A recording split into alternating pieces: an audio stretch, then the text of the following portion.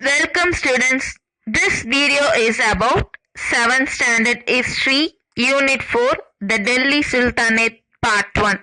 In this session we are going to learn about Slave Dynasty and Ghalji Dynasty. Let me move on to the lesson now. Introduction. During the 11th century, the Turkish Osman pillaged northern India, and due to the persistent campaigns, they succeeded in seizing political control of the Gangetic Plain by the next century. Though the success of their conquest could be attributed to their audacity and ferocity, their success is really due to the failure of Indians to defend themselves and their territories. Indians viewed each other with distrust, failing to take note of the success of Islam in early years of its spread. The superior military might of Muslim soldiers was yet another factor that contributed to success in their conquest. In this lesson, we discuss how Turkish warriors set about founding and consolidating their Islamic rule till the advent of Babur. 11ஆம் நூற்றாண்டில் வட இந்தியாவில் கொள்ளையடித்த துருக்கிய குதிரைப்படை வீரர்கள் கங்கை சமவெளியை தங்கள் அரசியல் ஆதிக்கத்துக்கு கீழே கொண்டு வந்தாங்க. இதுக்கு அவங்க துணிச்சல் காரணமாக இருந்தாலும் இந்திய அரசர்களுடைய இயலாமை தான் முக்கிய காரணம். இந்திய அரசர்கள் ஒவ்வொருத்தவங்களுக்கு மேலே ஒருத்தவங்க அவநம்பிக்கை கொண்டு வந்தாங்க. அவங்க ஸ்டார்டிங்கில் இஸ்லாமியர்கள் வெற்றியை அவங்கள கவனத்துக்கு கொண்டு வரலை. அதனால் இஸ்லாமியர்கள் அவங்க வெற்றி மற்றொரு முக்கிய காரணம். இந்த பாடத்தில் துருக்கிய போர் வீரர்கள் அவங்க எப்படி இந்தியாவில் இஸ்லாமிய ஆட்சியை நிறுவனாங்கன்றதையும் பாபரோட வருகையை பற்றியும் நம்ம இப்போ படிப்போம். Slave Dynasty. Muslim rule in India was established by Muhammad Ghori in 12th century AD. As he had no sons, he nurtured special slaves called Bandahan, a Persian term used for slaves purchased for military service. These slaves were posted as governors, and they were later raised to the status of sultans. After Ghori's death in 1206, one of his slaves, Qutbuddin Aibak, who had been left behind by Muhammad Ghori to govern the territories he had conquered, proclaimed himself ruler of the Turkish territories in India. He laid the foundation of the slave dynasty. This dynasty is also known as Mamluk dynasty. Mamluk is an Arabic word meaning slave. Qutbuddin Aibak, Samsuddin Iltutmish, and Ghiyasuddin Balban were the three great sultans of this dynasty. The slave dynasty ruled over the subcontinent for about 84 years. அடிமை வம்சம் 1206 1290 வரைக்கும் இருந்துச்சு. இந்தியாவில் முஸ்லீம் ஆட்சி முகமது கோரியால் 12வது நூற்றாண்டில் நிறுவப்பட்டது. அவங்களுக்கு பெண் குழந்தைகள் தான், அவருக்கு மகன்கள் இல்லை அப்படிங்கிறனால பண்டகன் அப்படின்னு சொல்லி அடிமைகளை வச்சுக்கிட்டாங்க. பண்டகன் அப்படின்றதுக்கு இராணுவ பணிக்காக விலைக்கு வாங்கப்பட்ட அடிமைகள் அப்படின்னு பாரசீகத்தில் அர்த்தம். அந்த வகை பண்டகர்களை தான் மகான அளவில் ஆளுநராக பதவியில் அமர்த்தினாங்க. பின்னர் அவங்க சுல்தான் அப்படின்ற பொசிஷனுக்கு உயர்த்தப்பட்டாங்க. 1206 கோரி அவங்க இறந்ததுக்கு அப்புறமேட்டு அவருடைய அடிமையான குக்புதீன் ஐபக் தான் இந்தியாவின் துருக்கிய பகுதிகளுக்கு அரசராக தன்னை அறிவிச்சு கொண்டார். அவர் அரசாண்டதுக்கு மம்லுக் அப்படின்ற அர்த்தம். மம்லுக்னா அடிமைங்கிறது பொருள். குக்புதீன் ஐபக், சம்சுதீன் இல்துமிஷ், கியாசுதீன் பால்பன் இவங்க 3 பேருமே இந்த சுல்தான் வம்சத்தை சேர்ந்தவங்க தான். அடிமை வம்சத்தினர் தான் இத்துணைக்கண்டத்தை 84 ஆண்டுகள் ஆட்சி செஞ்சுட்டு வந்தாங்க. Qutbuddin Aibak. Qutbuddin Aibak began his rule by establishing Lahore as the capital of his kingdom. Later, he shifted his capital to Delhi. He was active all through his rule in Delhi, conquering new territories and suppressing rebellions. He personally led military campaigns to the central and western Indo-Gangetic Plain, northern India, and left the conquest of the eastern Gangetic Plain, Bihar, Bengal, to the care of Bakhtiyar Khalji. Aibak built the Quwat al-Islam Masjid mosque in Delhi. This mosque is considered to be the oldest in India. He also laid the foundation of the Qutub Minar, but he was unable to complete it. It was later finished by his son-in-law and his successor Iltutmish. Aibak died of injuries received during an accidental fall from a horse while playing polo in 1210. குக்புதீன் Aibak 1206லிருந்து 1210 வரைக்கும் இவருடைய காலம். குக்புதீன் லாகூரை தான் தலைநகரமாக வச்சு தன்னுடைய ஆட்சியை தொடங்கினார். ஆனால் அதுக்கப்புறம் தன்னுடைய தலைநகரை டெல்லிக்கு மாற்றிக்கிட்டார். டெல்லியில் இவர் செயல்திறன் மிக்கவராக இருந்தார். பல பகுதிகளை இவர் தன்னுடைய கைவசம் கொண்டு வந்தார். மேற்கு சிந்து கங்கை சமவெளி பகுதி, அதாவது நார்த் இந்தியாவை தலைமையிடமாக வச்சு படம் நடத்தி பல பகுதிகளை கைப்பற்றினார். கீழே கங்கை சமவெளி, அதாவது பீகார், வங்காளம், இந்த பிளேஸெல்லாம் கைப்பற்றி பக்தியார் கல்ஜி அப்படின்றவர்கிட்ட பொறுப்பாக ஒப்படைச்சார். ஐபக் டெல்லியில் குல்வத் உல் இஸ்லாம் மஸ்ஜித் அப்படின்ற மசூதியை கட்டினாங்க.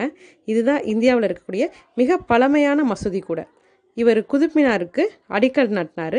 ஆனால் இதை அவரால் கட்டி முடிக்க முடியலை.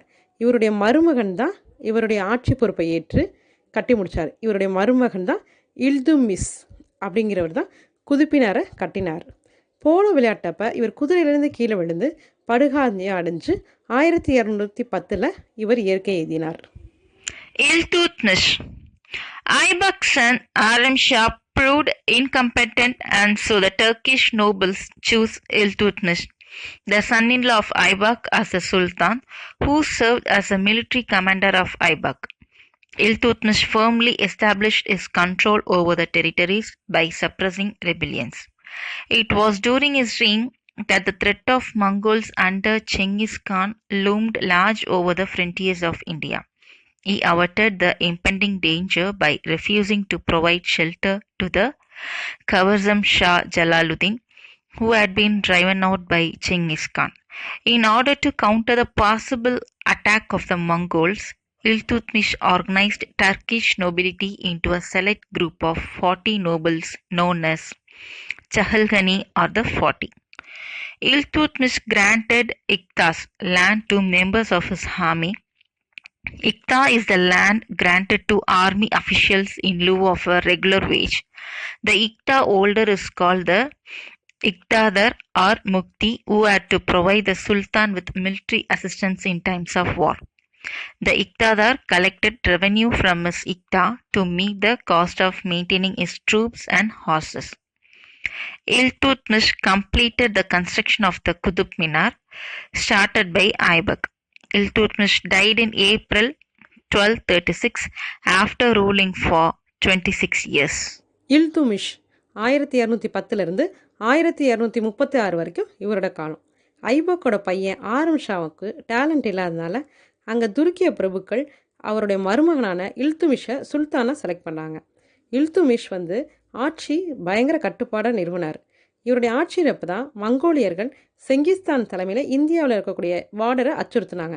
ஆனால் செங்கிஸ்தான்லேருந்து துரத்தி அடிக்கப்பட்ட குவாரிஜம் ஷா ஜலாலுதீன் என்பவர் இல்துமிஷோட அடைக்கலமும் பாதுகாப்பும் கேட்டார். ஆனால் இவர் கொடுக்கல. இவர் அவருடைய பாதுகாப்பை தவிர்த்ததன் மூலமாக மங்கோலியர்கள் தாக்குதலை எதிர்கொண்டார். அந்த மங்கோலியர்களை கவனிக்கிறதுக்காக 40 பேர் கொண்ட ஒரு குழு உருவாக்குனார். அந்த குழுக்கு பேர் சகல் காணி அல்லது நாற்பதின்மார்னு அறியப்பட்டுச்சு. இல்துமிஷ் தனது படையில் பணியாற்றவங்களுக்கு இக்தா வழங்கினார். இக்தானா நிலங்கள்னு அர்த்தம். இக்தாங்கிறது இராணுவ அதிகாரிகளுக்கு வழங்கப்பட்ட ஒரு நிலம். இந்த நிலத்தை வச்சுருக்கவங்களுக்கு இக்தாதர் அல்லது முத்தி அப்படின்னு கூப்பிடுவாங்க.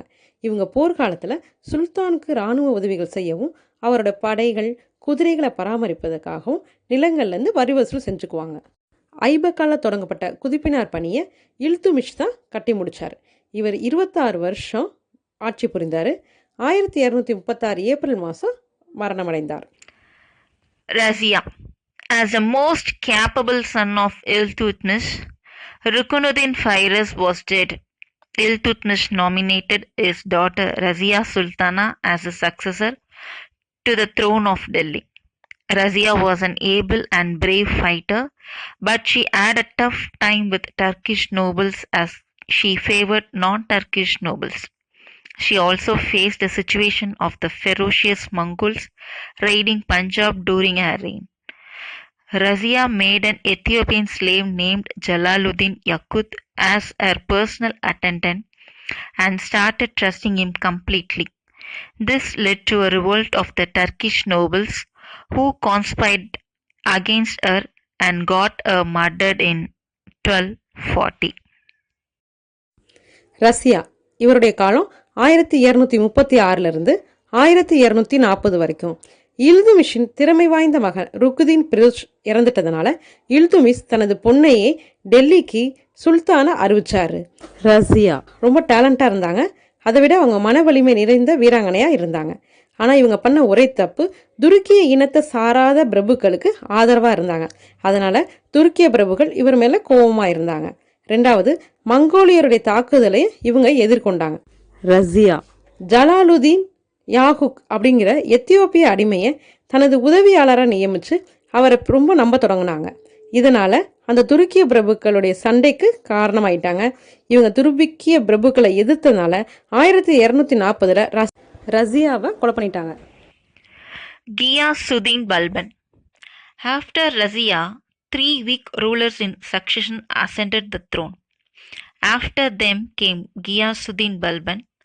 Balban abolished the 40 as it was hostile to him. He established a department of spies to gather intelligence about the conspirators and the troublemakers against his rule. He dealt with insubordination and defiance of royal authority sternly. Tughril Khan, a provincial governor of Bengal, who raised a banner of revolt against Balban, was captured and beheaded. He was ruthless in dealing with enemies like Mirs of Mewat, a Muslim Rajput community from northwestern India. Balban, however, took care to maintain cordial relationship with the Mongols.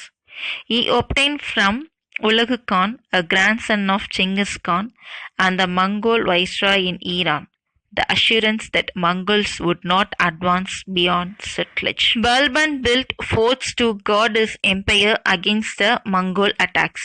He patronized the famous Persian poet Amir Khusro. Balban died in 1287. Balban's son Kayukubat turned out to be weak. In 1290, Malik Jalaluddin Khalji, the commander of the army, assumed the office of Nayab, the deputy to the Sultan, and ruled the kingdom in the name of Kayukubat. Then one day Jalaluddin sent one of his officers and had Kayukubat murdered. Jalaluddin then formally ascended the throne. With him began the rule of Khalji dynasty. Ghiyasuddin பால்பன் இவருடைய ஆண்டு காலம் 1266 1287 வரைக்கும். ரஷ்யாவுக்கு அப்புறம் 3 சுல்தான்கள் ஆட்சி பண்ணாங்க. ஆனால் அவங்களுடைய ஆட்சியெல்லாம் பார்த்தீங்கன்னா வலிமையே இல்லாமல் இருந்தது. அதுக்கப்புறமேட்டு கியாசுதீன் பால்பன் அப்படிங்கிறவர் பொறுப்பேற்றார். இவர் பார்த்தீங்கன்னா 40 மார் என்றறியப்பட்ட துருக்கிய பிரபுகள் குழுவை ரொம்ப எதிர்த்தாரு. அதனால் அந்த குழுவையே இல்லாமல் பண்ணினார். தன்னுடைய ஆட்சிக்கு எதிராக யாராவது இடையூறு பண்ணால் அவங்கள ஒற்றர் மூலமாக கவனிச்சார். அரசு அதிகாரிகளுக்கு கீழ்ப்படியாமல் இருந்தாலோ அல்லது அவங்கள எதிர்த்தாலோ அவர் கடுமையாக கண்டிச்சார். பால்பனுக்கு எதிராக இருந்த வங்காள மகன ஆளுநர் துகில் கான்றவரை கைது செஞ்சு கொலை பண்ணார். தனது எதிரியான மியோக்களையும் கருணை இல்லாமல் நடந்துக்கிட்டாரு. ஆனால் இவர் மங்கோலியரோட இணக்கமான உறவில் இருந்தாங்க.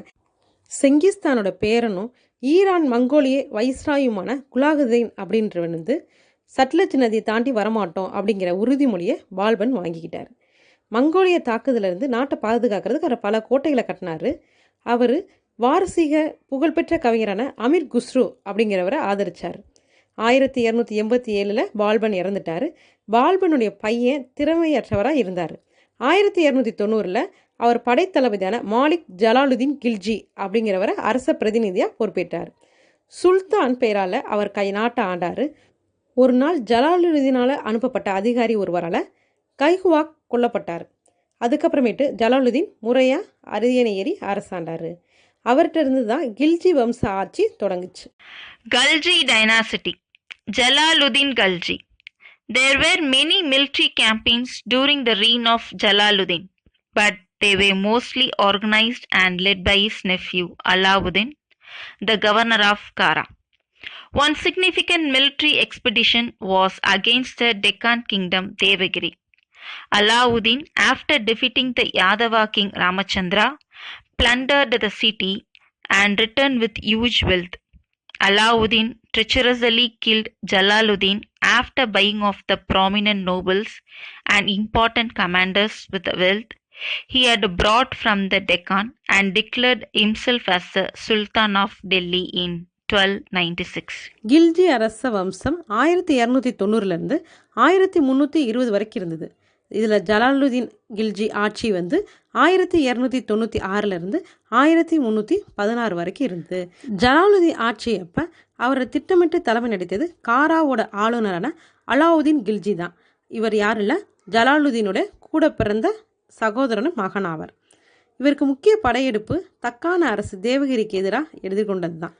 அலாவுதீன் தேவகிரி யாதவ அரசர் ராமச்சந்திரனை தோற்கடித்து அந்த நகரை கொள்ளையடித்து அதில் இருக்க எல்லா செல்வத்தையும் தன்னுடைய பிரபுக்களுக்கும் படைய தலைவர்களுக்கும் கையிட்ட கொடுத்தார். எல்லாத்தையும் தன் பக்கம் அவர் ஈர்த்துக்கிட்டார். அதனால் ஜலாலுதீனையே இவர் கொன்னுட்டார். இதை தொடர்ந்து 1296 டெல்லியின் சுல்தானாக இவர் தன்னைத்தானே அறிவிச்சுக்கிட்டார். Alauddin Khalji consolidated the Delhi Sultanate. The range of his conquest is impressive in the Punjab against the Mongols, in Rajasthan and in Gujarat. With his northern frontiers secure, he sent his chief lieutenant Malik Kafur into the southern parts, who took even the distant Madurai in 1310. The Yadavas of Devagiri, the Kakatiyas of Warangal, the Aisalas of Dwarasamutra and the Pandyas of Madurai accepted Alauddin's suzerainty. Alauddin's political and administrative reforms were as impressive as his military conquests. Alauddin undertook a survey of agrarian resources around his capital and fixed a standard revenue demand. He entrusted the task of collecting the revenue to the military officers. This measure deprived the local chiefs and rajas of their time memorial privilege. Alauddin established a system of forced procurement of food grains for Delhi and other garrison centers. The procurement prices were fixed and grain collected as tax was stored in state granaries. In order to ensure the enforcement of his new regulations, he employed spies who were responsible to report to him directly. Alauddin died in 1316. The failure of his successors to retain power led to the seizure of power by Ghiyasuddin Tughlaq, who founded the Tughlaq dynasty. Alauddin Khilji இவருடைய ஆண்டு 1296லேருந்து 1316 வரைக்கும். அலாவுதீன் டெல்லி சுல்தானியத்தை ஒருங்கிணைச்சு உறுதிப்படுத்தினார். பஞ்சாபில் மங்கோலியருக்கு எதிராகவும் ராஜஸ்தானில் குஜராத்லைக்கு எதிராகவும் இவருடைய படையெடுப்புகள் இருந்துச்சு.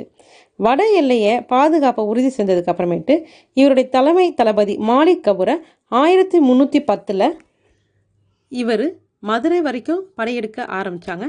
தக்கால அரசன தேவகிரி யாதவர்கள், வாராங்கல், காகதியார்கள், துவார சமூகத்தின் ஹொய்சாளர்கள், மதுரை பாண்டியர்கள் ஆகிய எல்லாருமே அலாவுதீனுடைய ஆதிக்கத்தை ஏற்றுக்கிட்டாங்க. அலாவுதீன் படையெடுப்பை போலவே அவருடைய அரசியல் நிர்வாக சீர்திருத்தமும் பாராட்டுற மாதிரி தான் இருந்தது. டெல்லியை சுற்றி இருக்கக்கூடிய வேளாண்மை நிலையங்களை அவர் என்ன பண்ணார்னா ஒரு நிரந்தரமான ஒரு வரியை விதிச்சார். அந்த வரியை இராணுவ அதிகாரிகள்கிட்ட ஒப்படைக்கின்ற சட்டத்தை கொண்டு வந்தார்.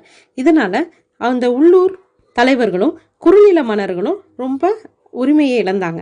டெல்லியில் ஏனைய இடத்துல இருந்த படைத்தளபதிகளுக்கு கட்டாயமாக தானிய கொள்முதல் செய்யணுன்றதை அறிமுகப்படுத்தினார். வரியாக வசூலிக்கப்பட்ட தானியமெல்லாம் அரசாங்கத்தால் சேகரிக்கப்பட்டுச்சு. இவர் புதிய சட்டத்திட்டங்கள் பல நியமித்தார். அதிலெல்லாம் நேரடியாக சுல்தானுடைய பார்வைக்கு கொண்டு வந்தார். அலாவுதீன் 1316 மரணம் அடைஞ்சிட்டார். இவருக்கு அதுக்கு அடுத்து வந்த வழித்தோன்றல்கள்லாம் இவருடைய அதிகாரத்தை தக்க வைத்துக்கொள்ள முடியலை. அதுக்கப்புறமேட்டு கியாசுதீன் துக்ளக் என்பவர் தான் அந்த ஆட்சியை கைப்பற்றி துக்ளக் அரசவம்ச ஆட்சிக்கு அடிக்கல் நாட்டினார். So far in this session we have studied about slave dynasty and Khalji dynasty. In next session we will see about Tughlaq dynasty, Sa'i dynasty and Lodi dynasty. Thank you children.